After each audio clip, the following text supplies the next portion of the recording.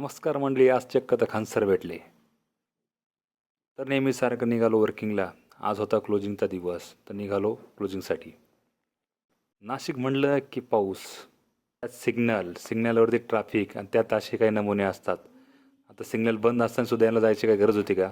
मग आलो गोळी कॉलनीमध्ये, तिथं भेटला पराग वगैरे. मग थोडंफार डिस्कशन झालं वगैरे. मग पुढे आलो. मला आज काय प्लॅन करायचा, कसा प्लॅन करायचा ठरवून वगैरे घेतला. त्यानंतर एका स्टॉकिस्टकडे बसलो, वेटिंग केली. तिथं भूपेंद्र पण सोबत होता. मग त्याच्यावर चर्चा वगैरे झाली की कसं काय टार्गेट अचीव करायचं आहे, काय केलं पाहिजे, काय नाही केलं पाहिजे, सगळ्या गोष्टी तिथे समजून झाल्या. अरे च्या तेवढ्यात एक बाईक चोर दिसला आम्हाला. म्हणजे आमचं समाधान. तो बाईक चोर वगैरे काही नाही, आमचा समाधान आहे इतका. त्याची माझ्या मस्ती वगैरे चालू होते. भाऊला काय त्यात तलप आली, म्हणजे आमचा पराग भाऊ म्हणजे चहा. त्यात बाकीच्या डिव्हिजनचे पण आमचे कलिग वगैरे होते, म्हणजे निलेश वगैरे, ईश्वर वगैरे, रोहित वगैरे, त्यांचे मॅनेजर वगैरे, त्यांची पण चर्चा चालू होती. त्यांनी पण बघितलं वगैरे. नंतर परागला पण थोडं कॅल्क्युलेशन वगैरे करून घेऊ आपण वगैरे. मग बसलो थोडं निवांत वगैरे कॅल्क्युलेशन करायला वगैरे. तेवढ्यात रोहित आला नोव्हाचा. त्याच्यासंग गप्पा झाल्यानंतर आमचे खान सर, म्हणजे आमच्या सिप्ला कंपनीची एम आर आहे, ते खान सर सारखे दिसतात, म्हणून आम्ही खान सर म्हणतो. नंतर आलो की स्टॉकीजकडे, त्याला बघितलं, ऑर्डर वगैरे घेतली, तिथे बसलो. नंतर परागला विचारलं अजून काय करायचं वगैरे. पराग म्हणणे अजून बघू पुढे काय करतील वगैरे. स्टॉकीजकडे आलो, बसलो.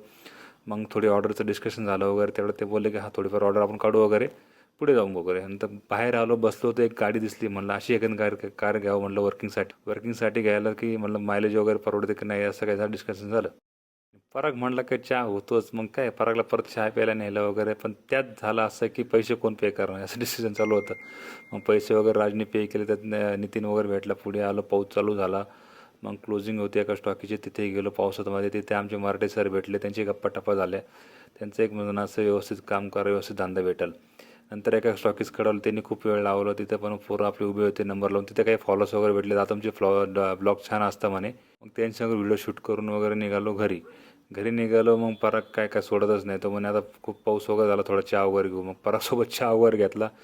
चहा म्हणले, त्याला भूक लागली. मग थोडे टोस्ट खारी वगैरे काय तिथे क्रीम रोल होते काहीतरी, ते खाल्ले वगैरे. ते जाऊन वगैरे बिल्डिंग खूप छान बनली समोर वगैरे, ते बघितली. मग पुढे आलो. ट्रॅफिक वगैरे पुन्हा लागली वगैरे. थांबलो थोडा. मग काय आपली बाईक चालू केली हळूहळू. पाऊस चालूच होता. त्रिवेची पण आठवण येत होते. मग त्रिवेळ काय घेऊन जावं वगैरे असा विचार केला. पण म्हटलं जाऊ द्या, खूप पाऊस चालू, बघू नंतर. पुढे आलो, तिथं परत सिग्नल वगैरे. मग अशा प्रकारे थोडं सिग्नलला थांबलो वगैरे. थांबून बाहेर आलो. बाहेर येताच मग घरी पोहोचलो. घरी आलो, खाली लाईट वगैरे नव्हतं पार्किंगमध्ये.